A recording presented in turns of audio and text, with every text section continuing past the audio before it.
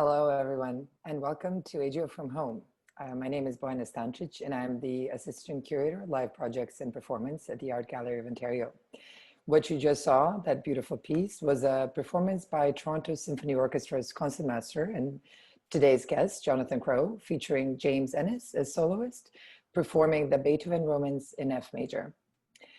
Before we get to the conversation, however, I want to first acknowledge that the Art Gallery of Ontario operates on land that is the territory of the Anishinaabe, Mississauga Nation, and was also the territory of the Wendat and Haudenosaunee. Since May, I have been hosting this weekly program, first as a way to keep in touch with our audiences as well as artists, and celebrate the things we got to do together in the past, as well as support in any way we could explorations into the new post-COVID future for performance and congregation.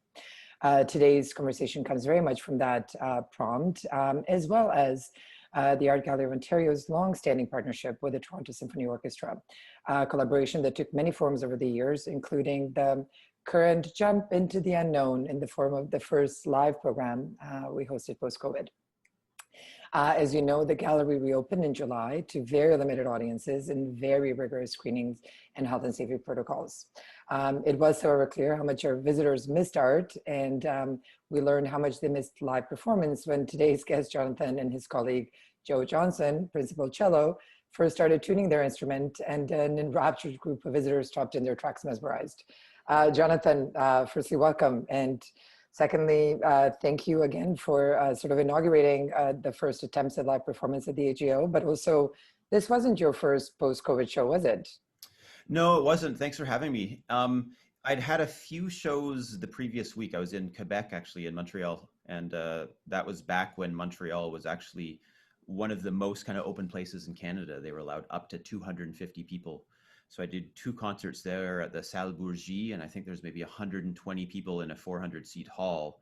And indoors. That felt indoors, yeah. And now that's all gone. Quebec has shut back down in the hot zones, the red zones, and they can't have even 50 people inside.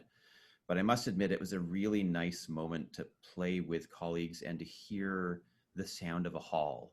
And the same thing at the AGO, when I got to Walker Court and Joe was unpacking, he just started playing some solo Bach.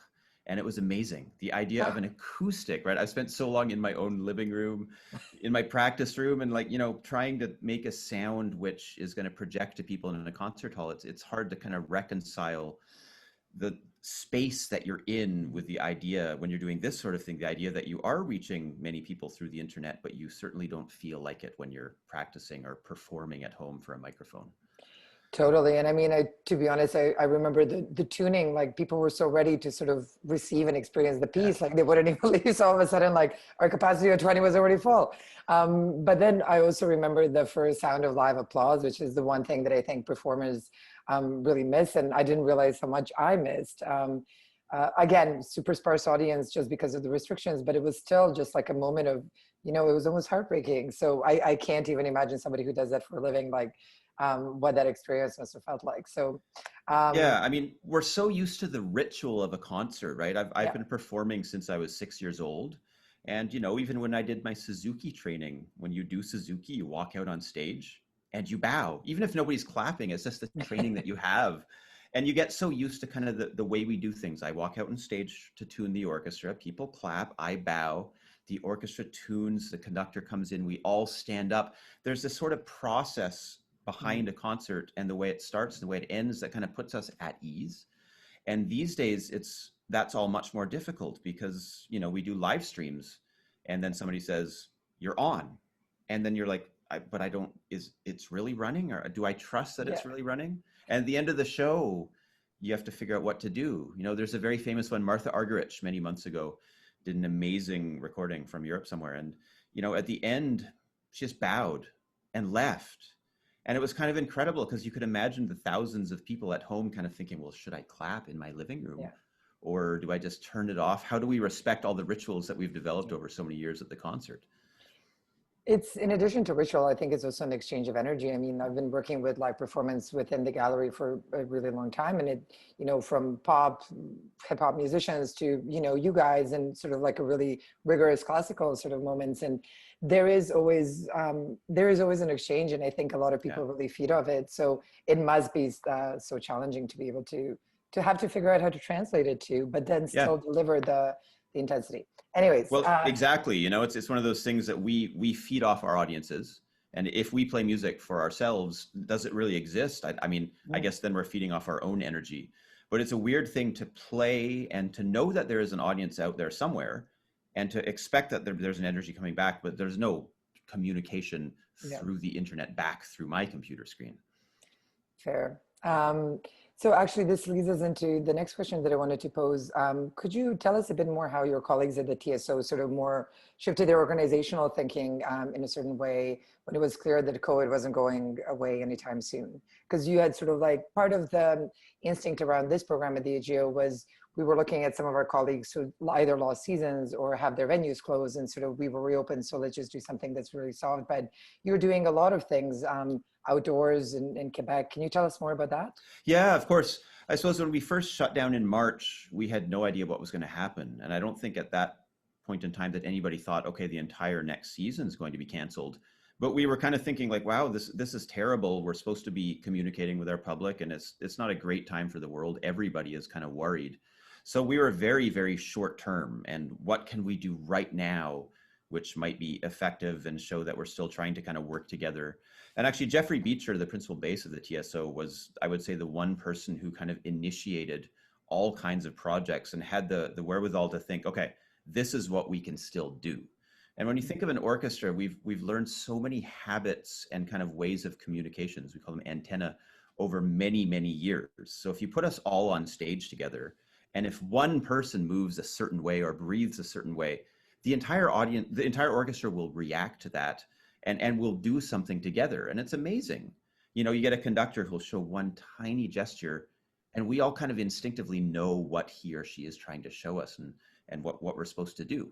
Suddenly in our own rooms, we're trying to find a way to make music together, and it's really, really hard. There's still no technology that allows us to play in real time across the internet. There's latency issues, and it's getting much better and we're getting closer, but there still isn't anything that would allow us to actually play at the same time and sync it up, which means every single thing has to be done with 40 individual people in their own studios using their iPhones. We didn't have microphones, and trying to record something that's going to fit together. So I would say the first project that came out from Toronto was Jeff Beecher put together a recording of Copeland's Appalachian Spring. And so normally we would play that piece. We all know it incredibly well. We'd get on stage and we could probably close our eyes and play it together. The very first time it would still be pretty great. This time it's kind of like, well, how do we do that?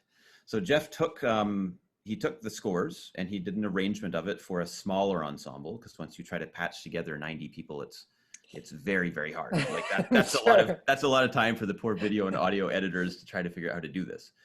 Jeff did all the video and audio editing himself and actually trained himself to use Final Cut Pro.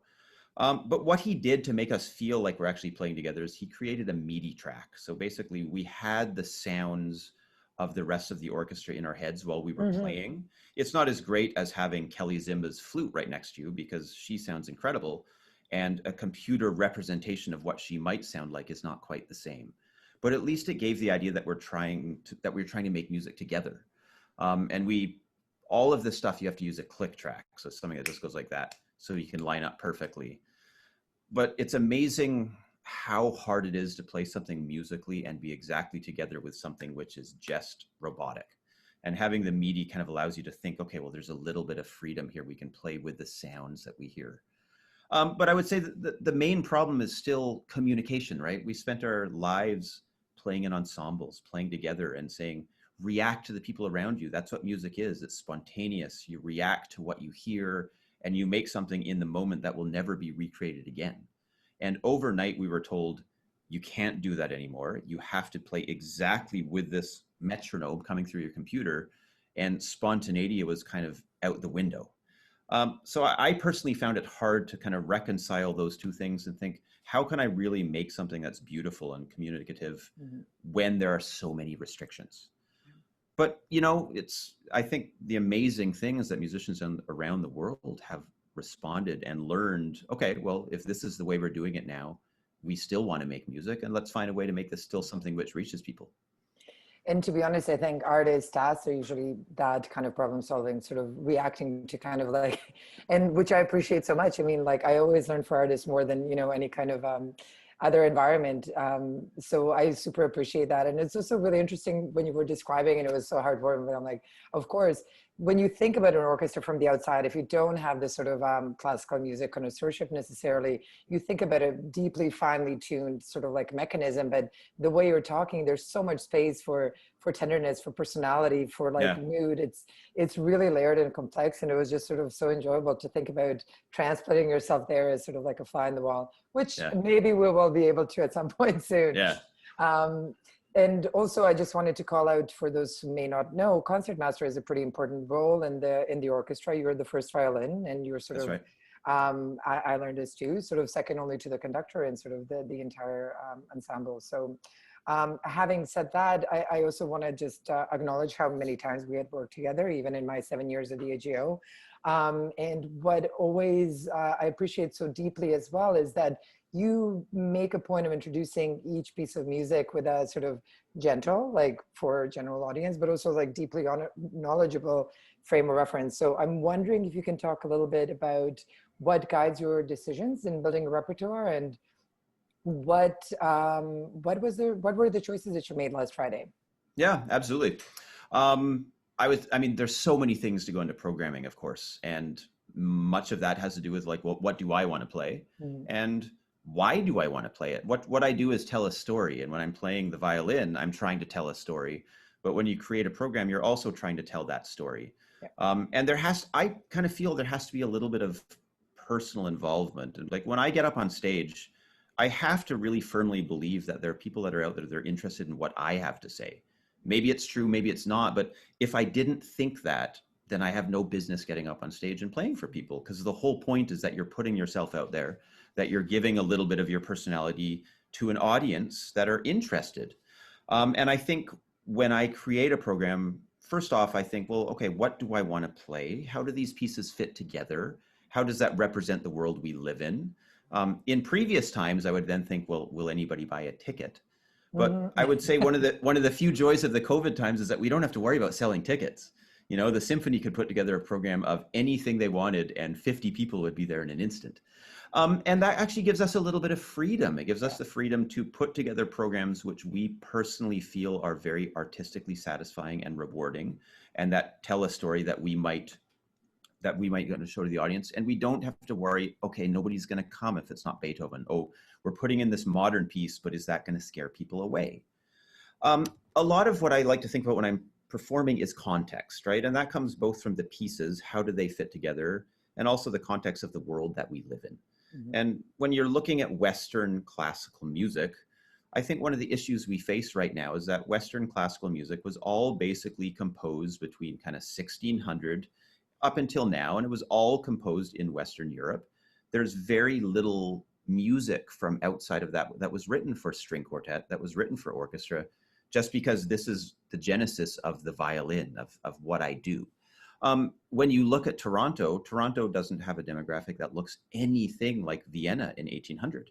And I think we have a responsibility to, in a way, reflect the demographic of our city, but also if we're trying to communicate, by definition, we're trying to communicate with people around us, and we're trying to communicate with a large group of people and make everybody feel welcome, rather than restricting music to kind of a few people who might have learned about it when they were kids, or people that moved here from Vienna and want, to go back to the old country and be reminded of that. That's not really the point. So I would say in this day and age, programming has to reflect more than just what we want to do. It needs to reflect the people that we want to reach. And you only reach people by reflecting something perhaps from their heritage and from their background. And I think it's very interesting to see the way programming has changed even in the last 6 months. with the Black Lives Matter movement and the look at, you know, diversity, equity, and inclusion, and the way institutions are making an effort to try to look through, okay, what music do we have that is reflective of the cities that we live in, instead of just going back to like, okay, Beethoven will sell tickets. Oh, everybody loves Mozart. And I would say the COVID time is actually a perfect time to do that, because again, we don't have that requirement that, okay, if you don't sell 2,000 people, we'll go bankrupt.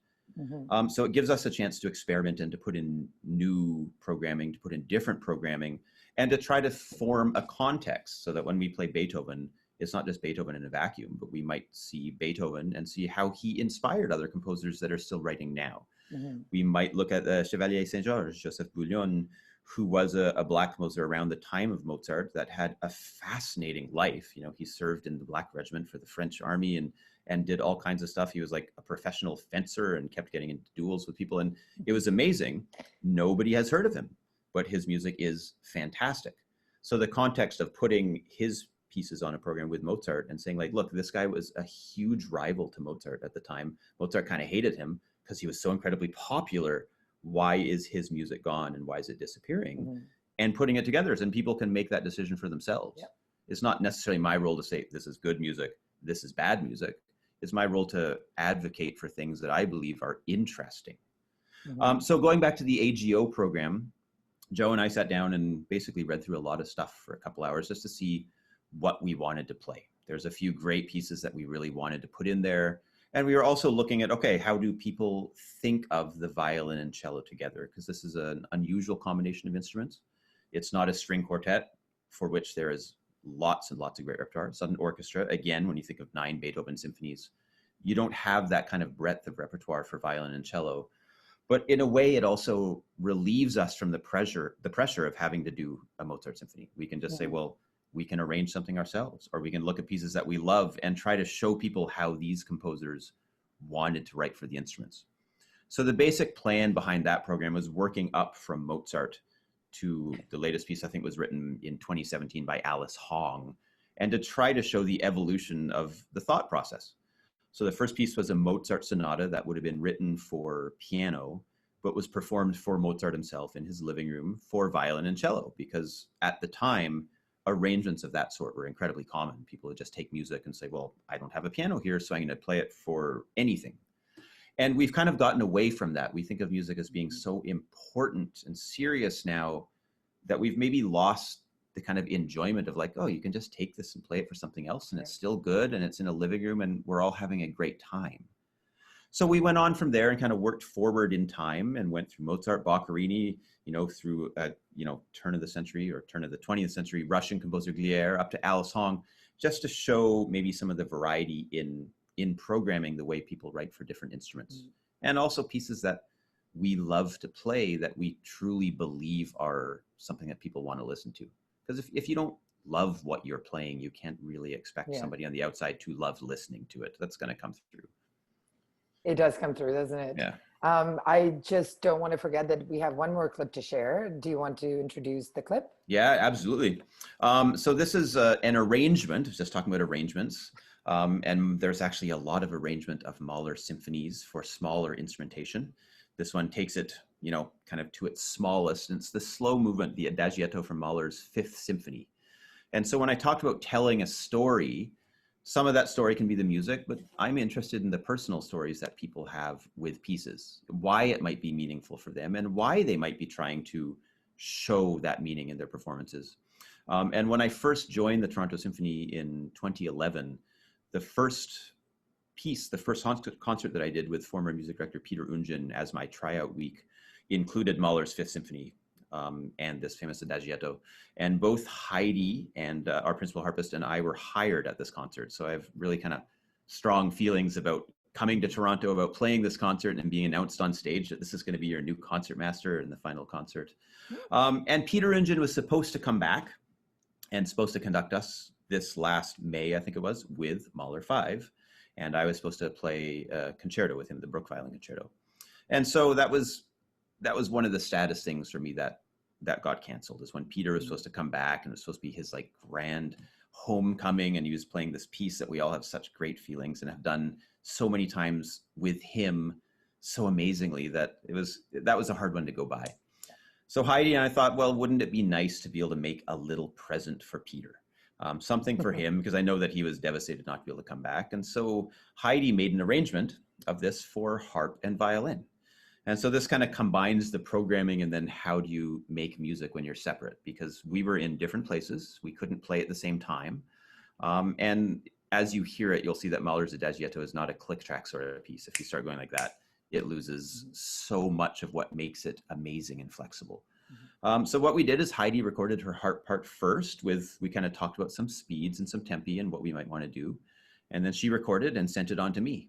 And I spent many hours trying to kind of line up every note with her. And that was kind of when I realized, like, wow, the instincts that we have for music making, they're just all gone. If I were in the same room as Heidi, it's the same thing. I would see her move and I would know exactly where she was going to play something, or she'd see me want to take a little bit more time on a long note and she would adjust to me. There's so much communication.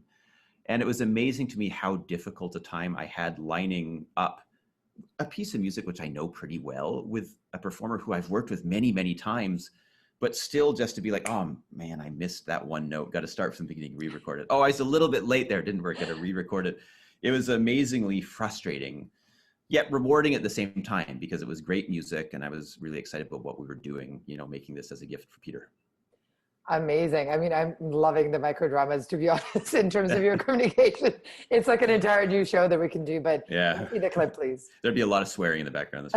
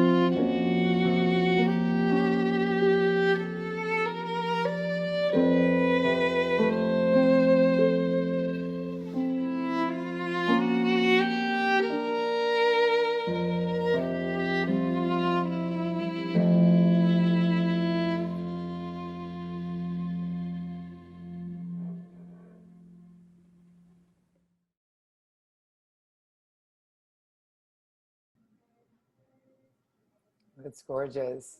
Jonathan, I don't know if it was the way that you sort of set it up as being a gift, the fact that you're playing out of your living rooms, but also I forgot what it is, sort of the intimacy between sort of like a professional player and their instrument too. Yeah. Everything is kind of coming through, and yeah, it felt extra tender.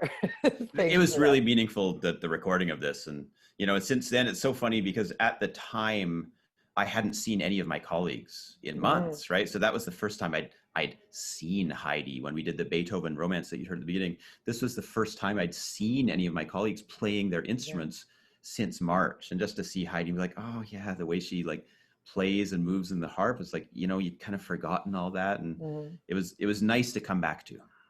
Absolutely. And I have one more question, and Yeah. maybe it builds on everything that we were talking about. It builds on sort of like the future as well. What are you looking forward to next? I mean, that's a really great question. I mean, I think the obvious one would be like, well, I'm looking forward to getting back into concert halls because the live concert experience is so amazing. Mhm. With that, not necessarily something coming up anytime soon, at least for large numbers of Mhm. people. I'm pretty excited about finding what we can do that at least comes close to recreating the live experience. Like Mhm. so many of us are kind of like missing the communication with an audience. But I think, you know, we live in a time when there's so much technology and there's so many interesting things going on. Mhm. It's been really nice to find ways to connect.